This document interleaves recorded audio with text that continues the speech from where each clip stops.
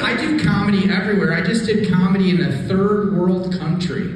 Yeah, Yuma, Arizona. Oh my gosh, have you been to that town? It's like the Star Wars Cantina down there. That is the only town that if you have all your teeth, they look at you like you're suspicious.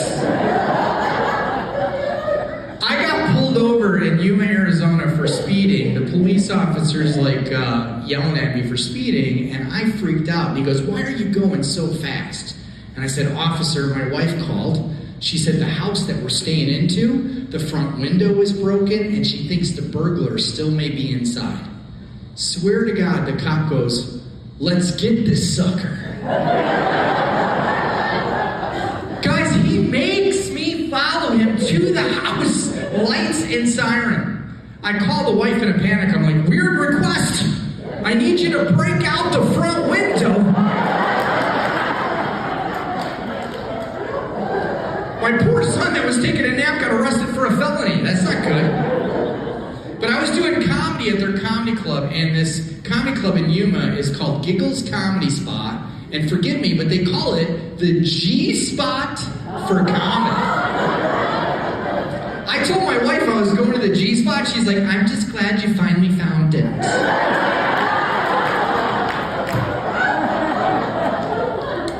You don't need to laugh that hard, Mesa. Did you guys hear about your Mesa Police Department today?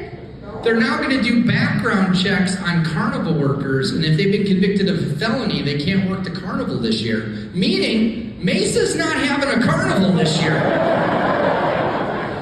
But this is good. This is a lot of fun. Let's see. We have every type of music. I'm looking at the audience. We have everyone. We have a lot of CDs and cassettes are here. This is good. Lots of 8-tracks here. And then we got Phonograph in the front row. There he is. You can laugh louder. He can't hear you. It's fine. Your arms are crossed, sir. You look like my dad now. Don't do that to me. My gosh. Let's get to know you guys. Yeah, I'm that comedian that might come talk to you. What's your name? Any idea? So it's rude to ask you how old you are. How much do you weigh?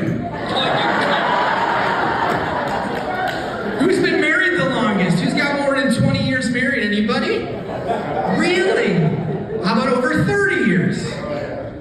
Why? 50 years. Where is he? Right there. Oh, that makes sense. You guys aren't sitting together.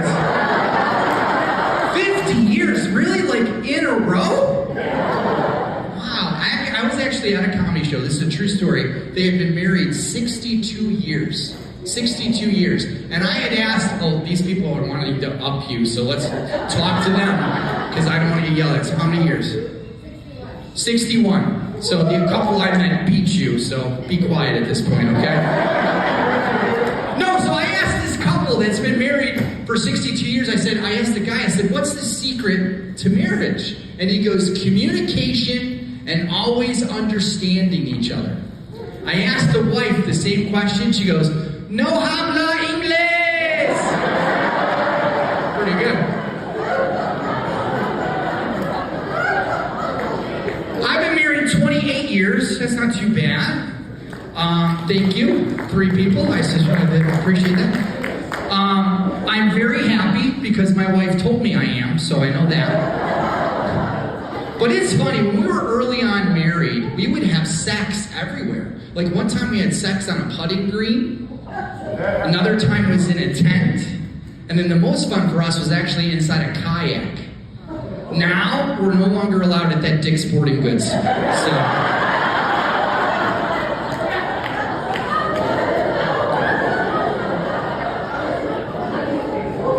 I have kids. Who's got kids? Yeah, some of you look disappointed when I ask that question. It's funny, my son is not very nice to me. He's always making fun of me. He comes up to me and he goes, "Dad, you're an indecisive person." And I'm like, "Why am I indecisive?" And he goes, "Because you have 2 chins and you're only trying to grow a beard on one of them." Little jerk. Same kid, same conversation. Goes, "Dad, when you die, do I get an inheritance? And I told him, yeah, but I want to admit to you guys, that check is going to bounce. Screw that kid. I'll never forget when he was a baby. My wife wanted to talk about baby names, and she goes, what do you think of the baby name Jamal? I go, Jamal? I'm thinking, is this my baby? But he's a good kid. We took him to Disneyland like 6 months ago. We're on that roller coaster that's in the dark. I always forget the name of it. Space something. Space Mountain. Thank you, dear.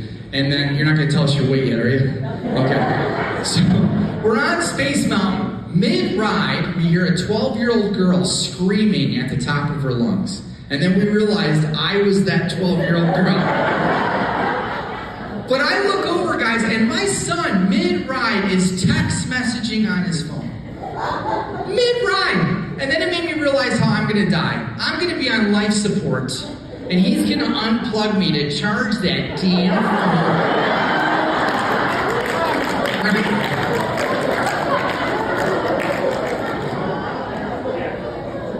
And my son is super cheap. I don't know why.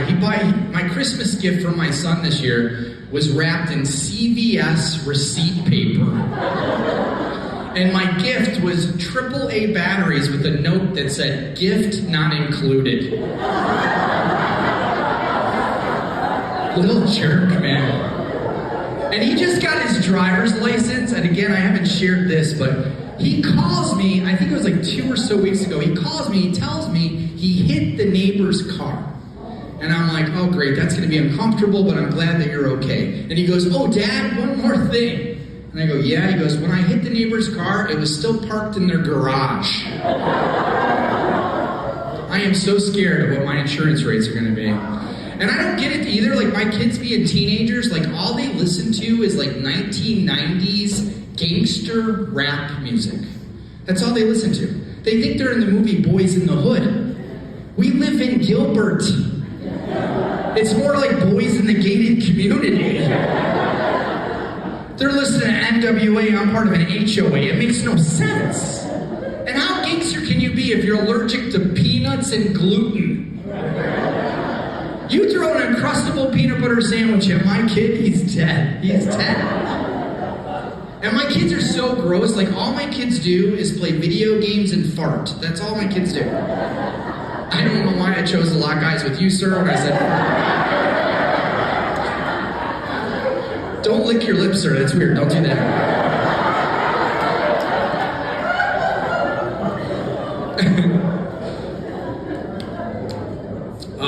My kids, though, they stress me out.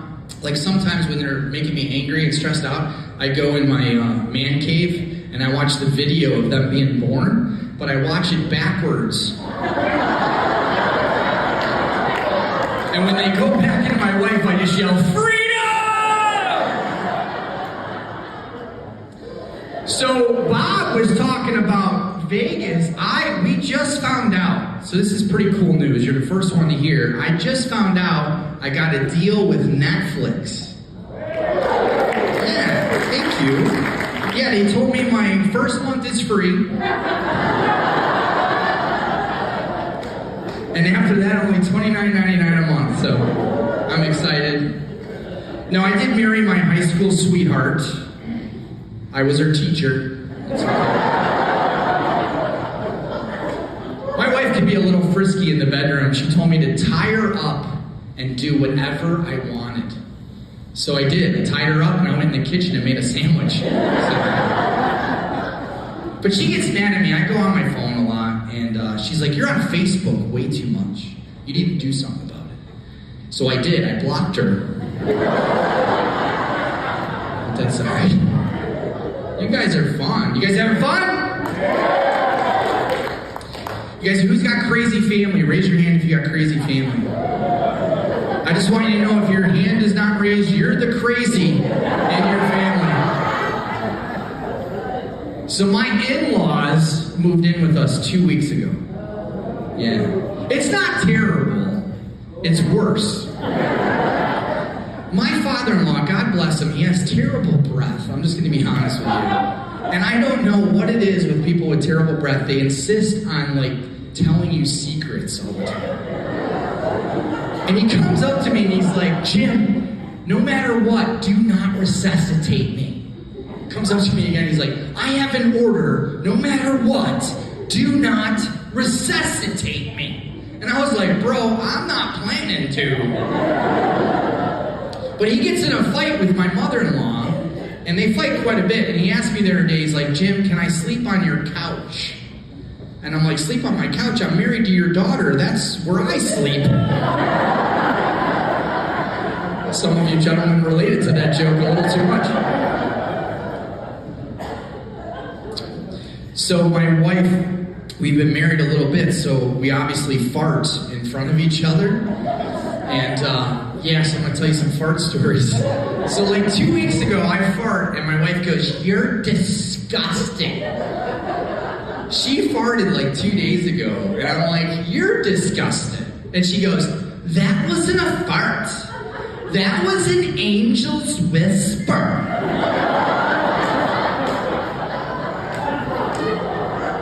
I'm like, your angel needs mouthwash. What the? An angel's whisper. That made me laugh so hard I farted.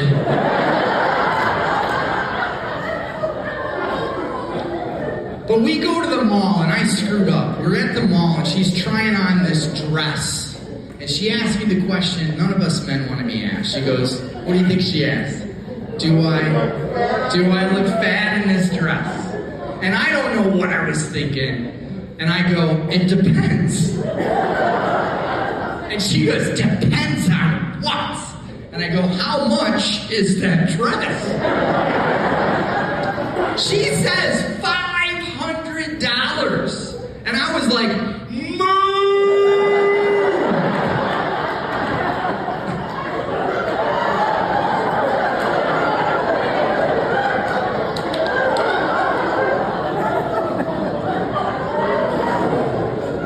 some of you laughed a little too hard at that. Got some shoppers in the room.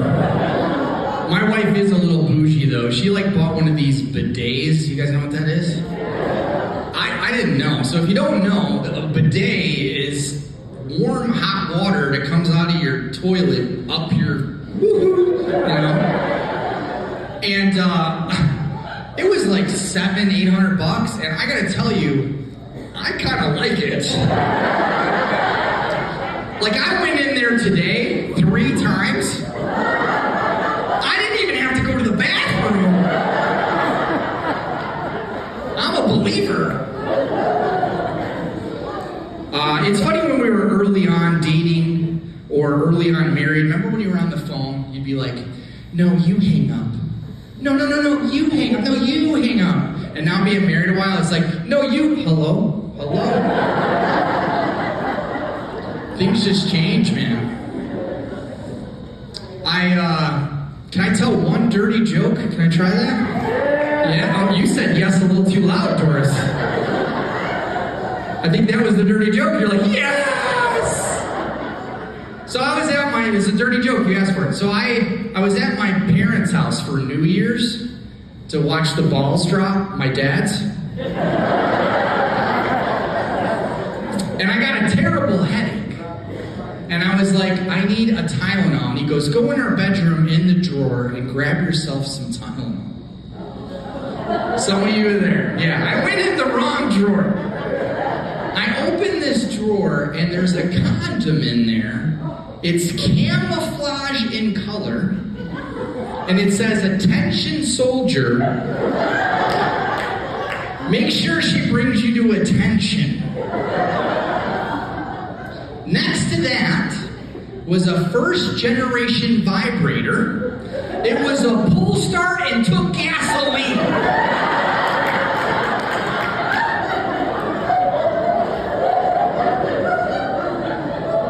A bunch of Viagra and Metamucil.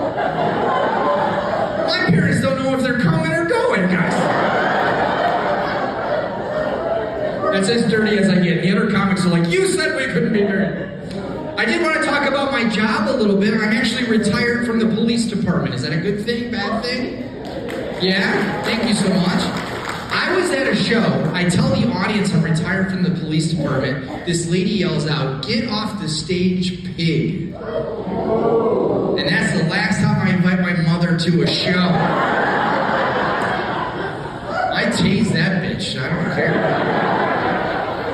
No, I was not a jerk cop. I think we would agree there's some out there. I was not. They made me the DARE officer half of my career.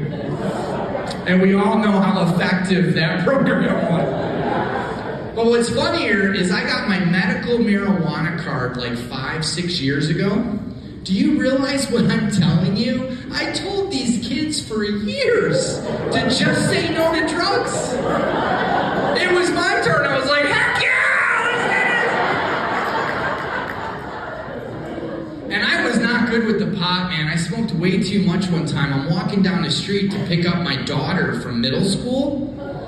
Yeah, I don't have a daughter, so... And when I smoke, I'm going to be honest with you, I kind of get the munchies. I really like Del Taco. And last time I smoked, I went to Del Taco. I go to the drive-thru, but I wasn't in a car. They wouldn't serve me. So I called an Uber. The Uber gets there. He's like, "Where are you going?" I'm like, "Window 2, please." 2 tacos cost me $107. Not good. One time I smoked and I actually did get pulled over by the police department, and the cop walks up and he's like, "Sir, are you okay? You're going 10 miles an hour. And I'm like, "That's the speed limit, man." He's like, "No, man, that's the highway sign, I-10.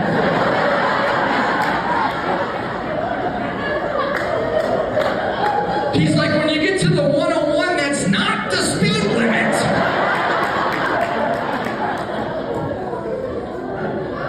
This is a very special show. I don't know if Doris announced this earlier, but all the comedians that you saw, I met on the job, and they're both here doing their community service, so we're proud of them. Now, some have asked me why I wanted to become a police officer, and the truth is discounted food. Yeah. I don't know if you guys know, if you show your badge and ID at Chipotle, you get 50% off. If you show your gun, 100%. That guacamole's expensive, man. No. What's your name, sir? You wore the shorts today. I just want to thank you for that. I can see a lot, sir. I just want to know.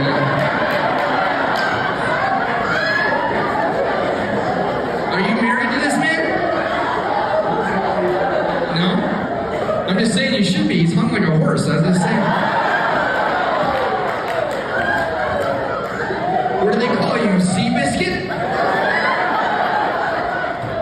My wife calls me Limp Biscuit, but that's fine.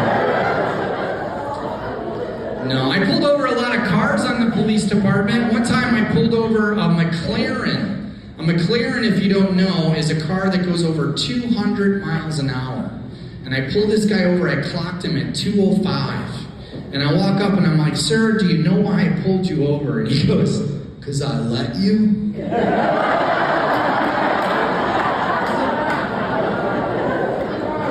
Another time I pulled over this guy who was super intoxicated. And I'm like, "Sir, I need you to step out of the car." And he's like, "I'm too drunk, you get it." These people exist. The best one I had was I pulled this guy over and I'm like, "Sir, do you know why I pulled you over?" And he's like, "Bruh, if you don't know, I'm not telling you." And that's how I met this guy. You gotta cross your legs, man. I can't do this show.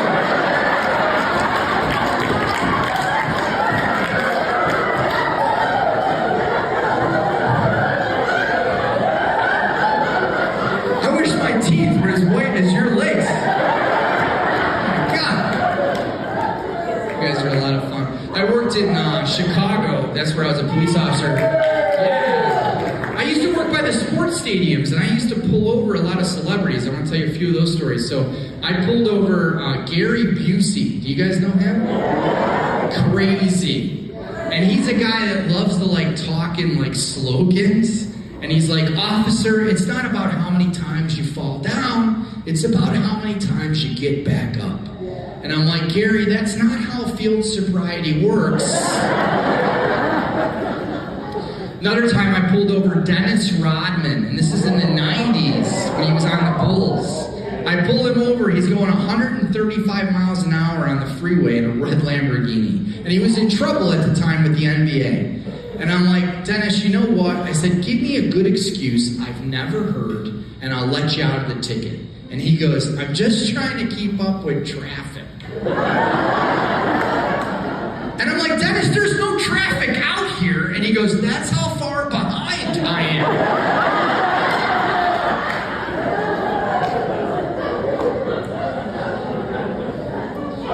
My best traffic stop story is I pulled this guy over, and I'm going to write him the ticket, and he says, officer, I need to be honest with you.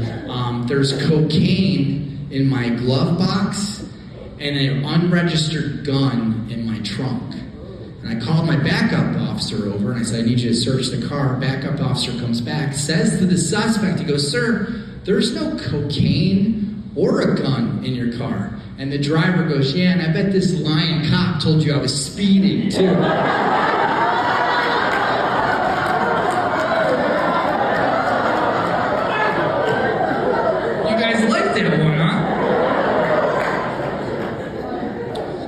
So I was telling you how cops get discounted food. So Kentucky Fried Chicken gives you 75% off if you're a police officer. And I got, and I'm being honest, addicted to Kentucky Fried Chicken. I used to eat that every day for 2 months or 3 months on patrol. Like most cops are trying to make sergeant, I was trying to make colonel. But this one day, I see this guy breaking into a car. So I go to pull my gun, but I can't get it out because my hand's all finger-licking good. So I panicked. And I'm like, he won't notice. It's in the middle of the night. So I pointed a drumstick at him. Original, not crispy. I'm like, sir, get on the ground.